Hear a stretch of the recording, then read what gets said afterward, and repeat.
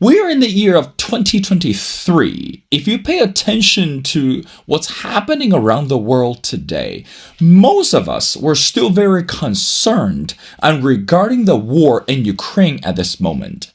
On one hand, and we don't know when and how to stop the behavior of Vladimir Putin. But on the other hand, and we are very concerned about this energy crisis across the continent. Some people argue at this moment, and US, particularly from this security standpoint, should put greater effort in terms of battling against the country of Russia. But on the other hand, some people believe that it's time that we need to prepare for the Russians' failure. Well, whose side are we on at this moment? And is it really the right time? We need to prepare for Russians' collapse and failure. Well, ladies and gentlemen, it's my great honor today to invite Professor Alexander Motyl. Again, Alexander Motyl is a professor of political science at Rutgers University-Newark, and we are going to discuss some of the relevant issues with the professor today. Well, without further ado, Professor Motyl, and welcome to The Missing Piece. Thank you so much for having me, and my greetings to all your listeners and watchers, and especially to you. Well, thank you, Professor. The pleasure is all mine, and I'm very excited about our conversation. Now, let's get to the point. Again, Professor, at this moment, again, we're in the year of 2023, and the whole world continues to pay attention to the war in Ukraine. And of course, that your article, and that's why initially when I discovered you, and it's about the preparation for Russians' collapse. Now, help us to understand, even though at this moment, and we can't really understand or comprehend regarding Russians' strategy, or should I say Putin's strategy, why do you think it's time for us to understand and prepare for Russians' failure? How do we understand that? Help us to understand, Professor. Well, there are several possibilities. There are several potential scenarios, and they're all interconnected. So the most extreme variant, the most extreme scenario, the most radical scenario, I should say, is that the Russian Federation as a state could actually fall apart into a variety of constituent units. The Federation already consists of something like 80 provinces. Of that number, 20 plus are associated with various non-Russian nationalities, such as the Tatars, the Bashkirs, the Chechens, the Dagestanis, the Buryats, the Yakuts, and many, many others. So at the most radical vision or possibility is that this federation could fall apart, somewhat along the lines of what happened to the Soviet Union in 1991, with a variety of new states emerging. Some of them might be fully independent, some of them might just have greater degrees of autonomy. This could be a peaceful process. This could be a violent process. This could entail civil war. We can talk about those options later on, but this is one possibility. Short of that is the very strong possibility that the Russian political regime that Putin has constructed over the last 23 years may collapse. In other words, the state might remain, but the regime might collapse. Of course, if it does collapse, and there are many cases in history where these sorts of collapses have taken place, it's likely to be accompanied by some kind of violence, civil war, jockeying for power, power struggles, and the rest. So these are the two potential scenarios. The third, which is least radical, is that Putin goes. And just Putin goes. And it's conceivable that, as many analysts have written, Russians as well as others, that he is ill and may be on his last legs. And of course, there is, as we already know, a great degree of criticism within the Russian political elite of Putin. He's losing legitimacy, he's losing popularity, even amongst some of the population. And one can very easily imagine, given Russian and Soviet history, that a coup d'etat could take place. There were many such coups in Russian imperial history. There were several even in Soviet history. And then even most recently, keep in mind, Putin was brought into power in 1999 in a kind of silent putsch against Yeltsin. So it's not inconceivable that that could take place. Now, I've treated these as three separate events, but they're not, of course, because if Putin goes, then the system he created, the regime, will be very much weakened, and it could weaken and possibly collapse. If the system weakens and collapses, then the state becomes vulnerable, fragile, and could be open to collapse as well. So one could see a kind of cascading effect where Putin's departure leads to power struggles, tensions, a weakening collapse of the regime, which leads to more power struggles and tensions between center and periphery, the Russians and the non-Russians, and then eventually some kind of larger collapse of the entire system. Now, the probability of this happening would have been very low 1 or 2 or 3 years ago. Or low. Let's put it this. It would have been low. Thanks to the war which Putin started. And it's a war that Russia cannot win. It's a war that has already weakened Russia, and it's a war that will continue to weaken Russia. And it's a war that will go down in history as one of history's main strategic blunders. Thanks to this war, the possibility of Putin's being removed has grown. And with that, the chance of the regime's weakening and collapsing has grown. So there's an implied kind of cascading effect here. And in my article, I'm simply saying, we don't know whether this will happen. I personally believe that it's very likely, but honestly, I don't know that. It's my theory. It's my hypothesis. But it could happen. And the likelihood that it could happen is much greater now than it was in February of last year. And it will become even greater as long as the war continues.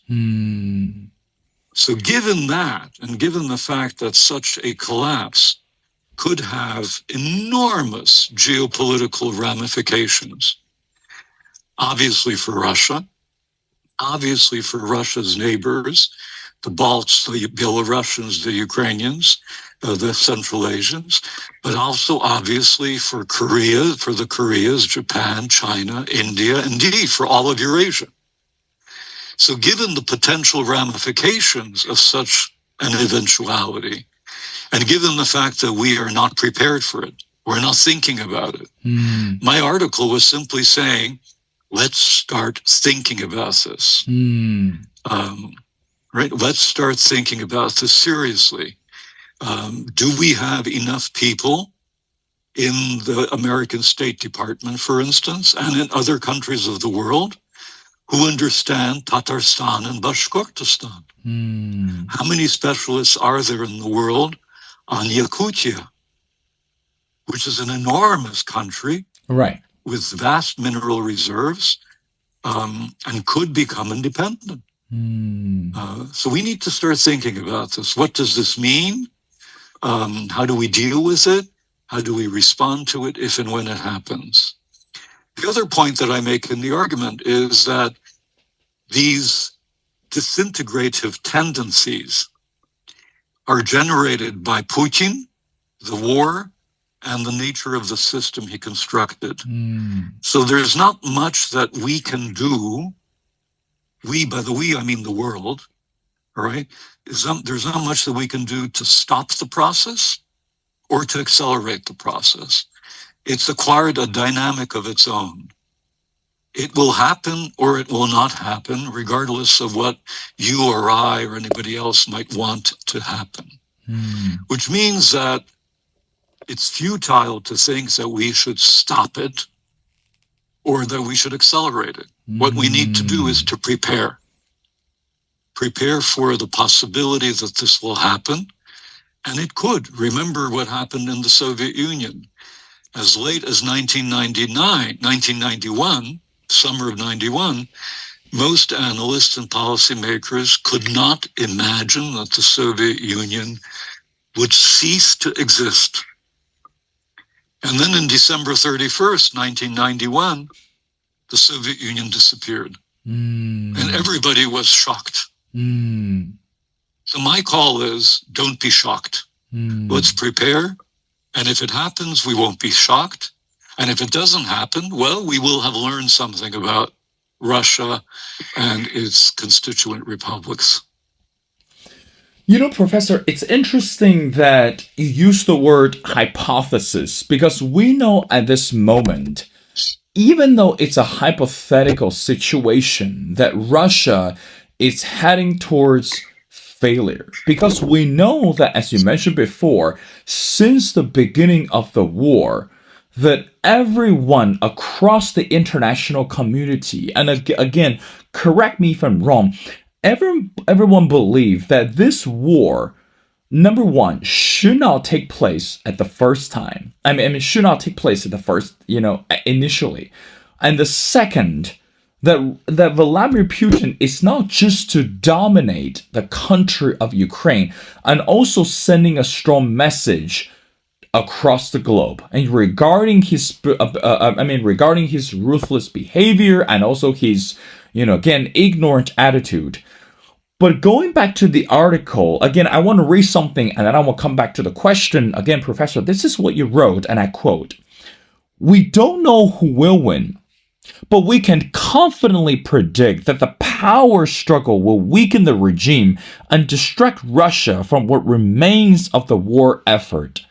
Now, Professor, here I want to back the question is, how much do you think Vladimir Putin actually care about the people in Russia? Because we know that it's not just about the resources waste. It's not just about the regime waste. It's actually about this consolidarity of the people that really went against this idea of invasion towards Ukraine. So how much do you think that Putin today really care about the people of Russia and willing to give up his relentless attitude in order to satisfy his personal needs? What do you say to that?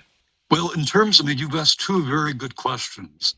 I personally think that Putin's attitude towards his own population is one of, at best, indifference, at worst, hatred.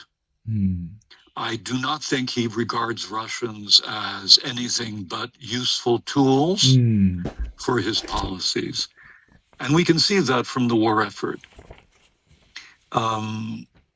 According to Ukrainian estimates, 112,000 Russians have been killed in action.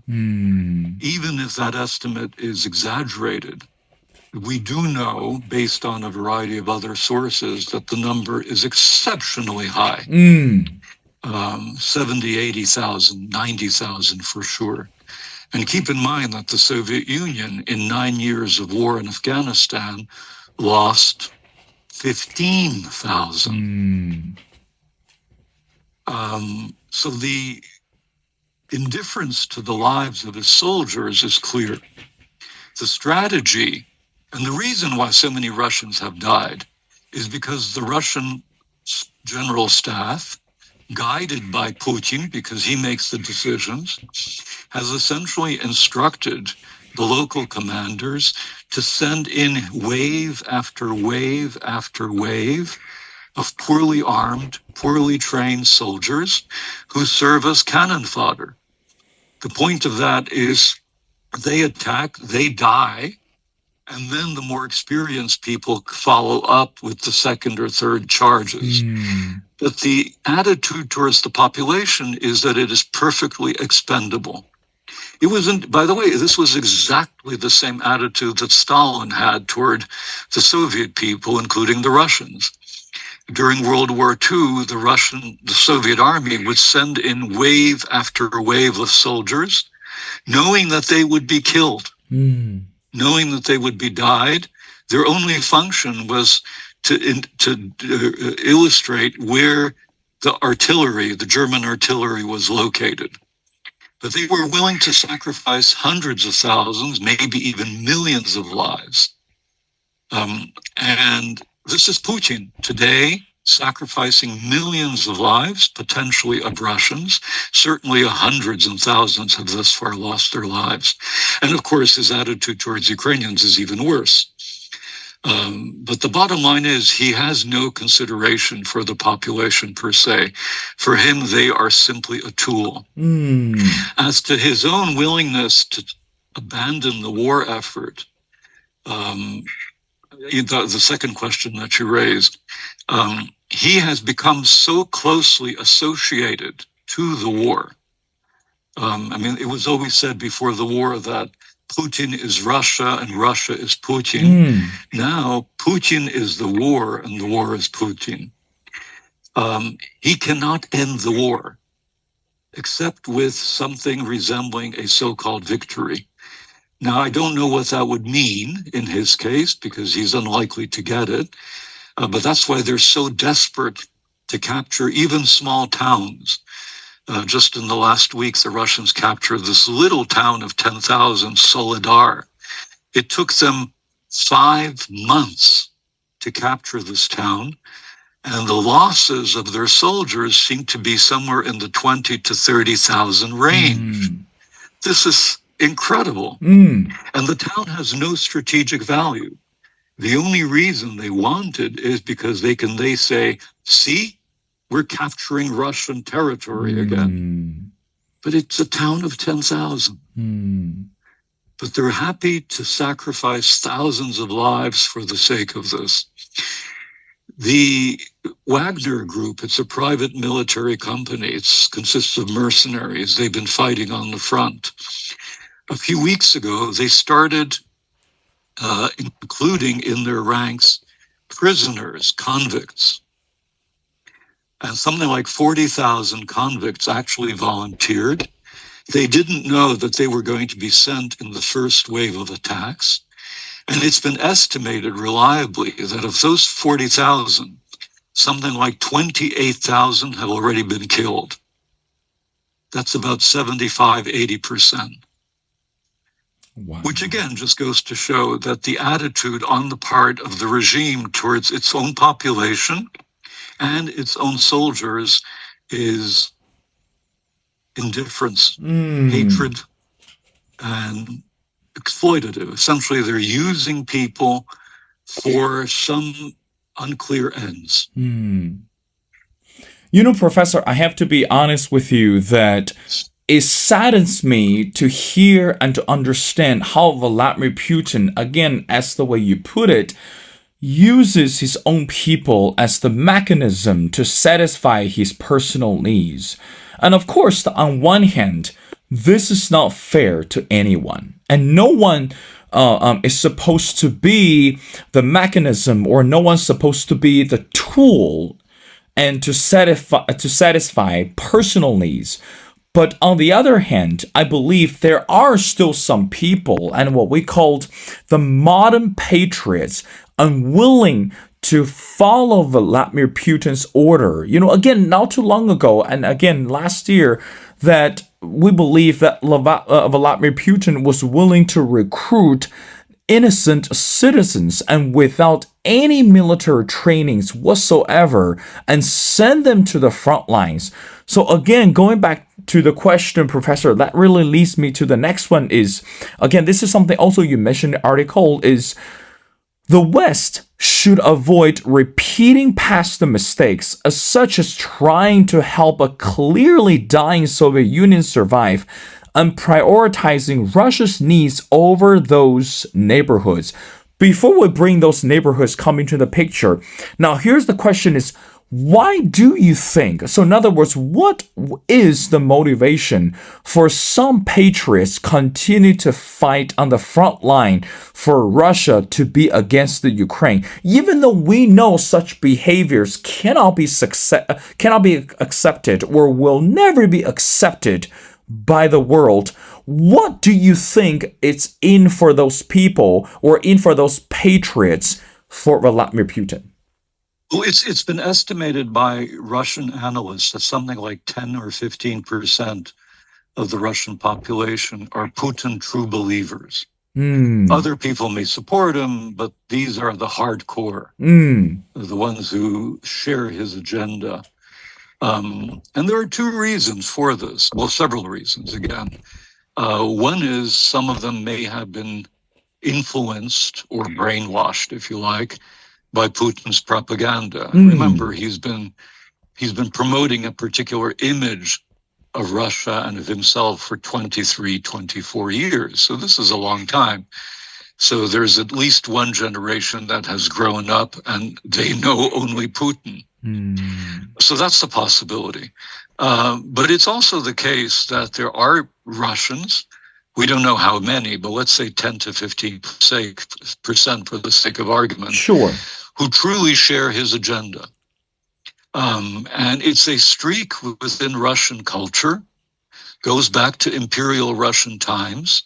It continued through Soviet times, and it was revived by Putin and strengthened and consolidated by Putin. And it's this streak it's this belief in Russia's divine greatness. Russia is exceptional. It is great. It is meant to be great. It is invincible. It can never be destroyed. It should never be destroyed. And its job and mission in the world is to promote Russian civilization by all means possible.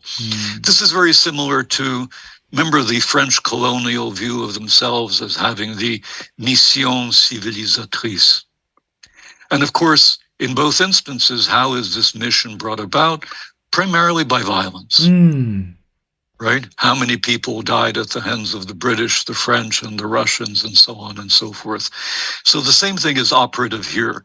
There's a very, very, very strong component within Russian political culture, within the Russian mentality, if you like, of Russia as having to be and being and remaining a great imperial power. Anything short of that is a violation of God's will. And I'm not exaggerating, because there is a very close connection between the church and the state in Russia as well. Many people believe that. Now, many of the people who are outside the hardcore are also of that opinion. There have been surveys and others that show that many Russians would want to see a revival of a Russian empire or of the Soviet Union. They believe that they've been done some kind of historical injustice by history. But the hardcore, these are the people who will beat up other people. They will demonstrate. They will go to the front. They will take pleasure from the atrocities and the genocide that Putin is committing in Ukraine. There was the recent bombing in that city of Dnipro. That's right. Where a civilian apartment was destroyed. The day after, a very popular Russian television host by the name of Sergei Magdan said, am I happy? Yes, I'm delighted by the bombing. And Ukrainians and Russians should keep in mind that other Ukrainian cities, including Kiev, will be destroyed completely. And again, there is no military reason for this. There is no strategic reason. It's simply love of destruction. And as I said, it's a very worrying component in Russian culture. And when the war ends, Russians will have to address this. They will have to psychoanalyze themselves and try to figure out why they have this brutal, violent streak within their mentality. Professor Motyl, I know you're very busy. Now, I got two more questions before letting you go. Now, you mentioned the country of China. Let's bring China into the conversation. Again, we know we're in the year of 2023, and according to the latest news, that for China this year, the priority shall be, or again, according to the news, is going to be the economic agenda. But meanwhile, people are also expecting that China shows some sorts of affirmative or other opinions towards the war in Russia, because we know that given the fact the leader of China today and also Vladimir Putin somehow have those close ties or sorts of close relationship. Professor, help us to understand at this moment, how should we analyze or how should we diagnose the relationship between Russia and China at this moment? And given the fact today that when we look at Russia's aggressiveness and when we look at Vladimir Putin's behavior, China has to have a say in this. So how much do you think that China actually matter in the war today? I mean, again, in the year of 2023. And how much do you think that China can actually continue either to walk away from this war or continue to support or provide resources to Vladimir Putin? What do you say to that? Well, as you recall, a year ago in January, when Putin visited Beijing, and he, together with Xi, they produced that statement of eternal friendship and everything else. And this is just the beginning of a long-lasting partnership. And it looked like the alliance between these two countries was becoming very consolidated, very strong. Might not be eternal, but it was likely to last for many, many years. Well, Putin destroyed that alliance. He undermined it or subverted it by starting the war. For one thing, as we know now, he never informed the Chinese of his intention to start the war. It was a surprise to them. Secondly, he started a war. One of the key components of Chinese foreign policy over the last 50, 60 years has been to avoid armed conflict. The Chinese, the primary strength of China, obviously it's military, that goes without saying, but it's the economy. It's the education that the Chinese regime is providing to the people and thereby creating a cadre of professionals that have managed to transform China from an underdeveloped country in the 1960s to one of the leading and most developed countries today. And that's as a result of China's focus on the economy, on education, on technology.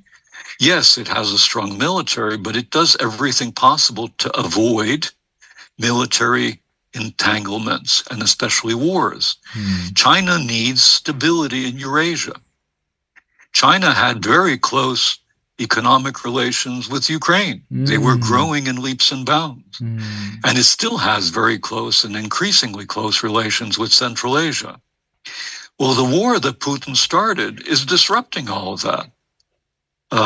It's disrupting the relationship between China and Ukraine. They know that Putin committed an error. They feel obligated to give him tacit support by virtue of the fact that there is this alliance. But as you know, the support they give is largely verbal. They haven't provided weapons. They haven't, at least to my knowledge, they haven't been providing weapons. They haven't been providing financial assistance. And I read recently in a report in the Financial Times that Chinese leaders are persuaded that thanks to the war, Russia will become a middle power. Russia will no longer be a great power. And I suspect the Russians know this too. China, if it wanted to, could contribute enormously to ending the war tomorrow. It has the leverage. Mm. It has Putin's ear. And of course, it has the economic leverage. It's got the population leverage. It's got the military leverage to pressure Putin and to tell him that this is a lost cause. He needs to end the war, get out in whichever fashion, come up with some kind of stable peace deal with the Ukrainians. End of story. And then we go back to the status quo ante, so to speak, where China can then continue its relations with Russia, with Ukraine, with Europe, with Asia, with the United States, and so on. My guess is that the Chinese are reluctant at this point to do it, perhaps because they're hoping for there to be a Ukrainian victory. I wouldn't be surprised if that was their hope. A victory that would weaken Russia even more and make it even more dependent on China. That makes geopolitical sense, doesn't it? That may be the calculation. Again, I don't know what's in the mind of Xi and his comrades, but the question is, will the Chinese pressure Russia? Right now, obviously they're not, but it may be the case that if the war continues going badly for Russia, there may be a point at which the Chinese decide to present themselves as the peacekeepers, the peace creators, the mediators between all sides. And they could play that role. They have the clout. That's and right. Indeed, ideally, if the Chinese and the Americans could reduce the tensions, they could have even more clout. I can see that happening. With Russia's diminution in power, it makes sense for China and the United States to get along. That's our professor. Again, I want to wrap up our conversation by going back to the article. Let's bring the US into the picture. We know since the beginning of the war that US government has continuously supported the country of Ukraine. Of course, that actually offered the support. I mean, again, it's not just the financial support. And of course, that would provide unlimited resources for Ukraine as well to fight against Russia. But at this moment, going back to your article, even though it's a hypothetical situation that Russia is going to collapse and Russia and the war in Ukraine is going to bring failure to Russia, how do you think that could benefit the US in the long run? Because we know at this moment, the foreign policy under Joe Biden, or the foreign policy from the Americans' perspective, has not been effective drastically. So how do you think that the possible failure or the hypothetical collapse could benefit US, especially in terms of foreign policy in the long run, and so that the credibility of the US government shall be restored in a long run? What do you say to that? Again, excellent questions. There are several answers to this. One is that in the aftermath of the American withdrawal from Afghanistan last year, the United States looked weak. And I suspect that was one of the reasons why Putin decided he could invade. So helping Ukraine, and possibly helping Ukraine towards victory, regardless of what that means concretely, would obviously be a way of restoring credibility and American power, influence, and will.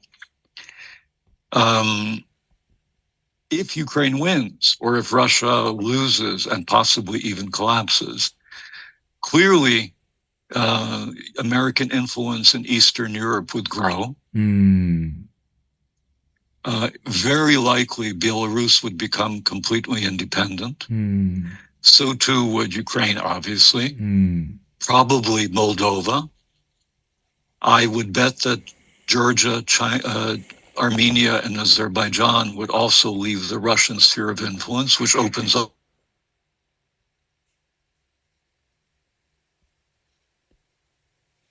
all sorts of possibilities. Mm. would be much more independent than it is Mm. today. Probably it would become closer to India and China. But in any case, all of that is likely to enhance the standing of the United States, the geopolitical standing of the United States. Add to that defeating Russia would mean that authoritarianism would have been defeated. This will also give an impulse to the democratic movements throughout the world. If Russia wins, authoritarian movements will triumph, or at least will feel emboldened. If Russia loses, democracy will gain in strength. But there is one caveat. Again, all of this sounds like it's great news for the United States.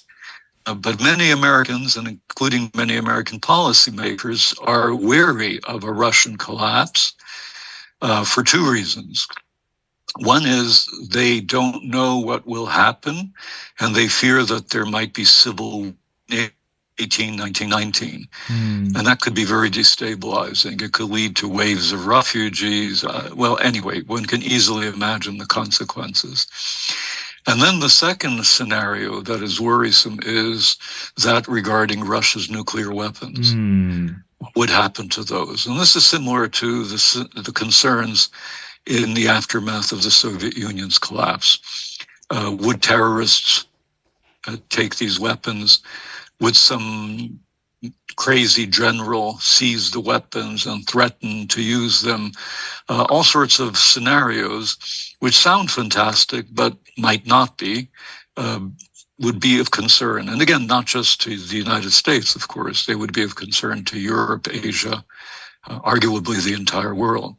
So that's the fear that people have, that if a collapse takes place, these are some of the consequences that might happen. Well, Professor, again, as we mentioned before, we're only in a few weeks of 2023, and it's still hard to predict what is going to happen to the war. But we hope in the end that people in both countries started to wake up and realize that war shall never be the solution to any problems. Of course, that really brings the dramatic definition and also detrimental effect on people and also their average lives. Well, ladies and gentlemen, it's my great honor to speak to Professor Alexander Motyl. And again, Professor Alexander is a professor of political science at Rutgers University-Newark. Professor, thank you so much for taking your time to be on the show. We thoroughly enjoyed the conversation. And also, I strongly encourage everyone to go online, look for his article, which is entitled, "It's High Time to Prepare for Russia's Collapse." And I believe that after reading this article, the same thing as I mentioned before, you're going to be well informed and you're going to be educated to the next level. But again, Professor, thank you so much for doing this.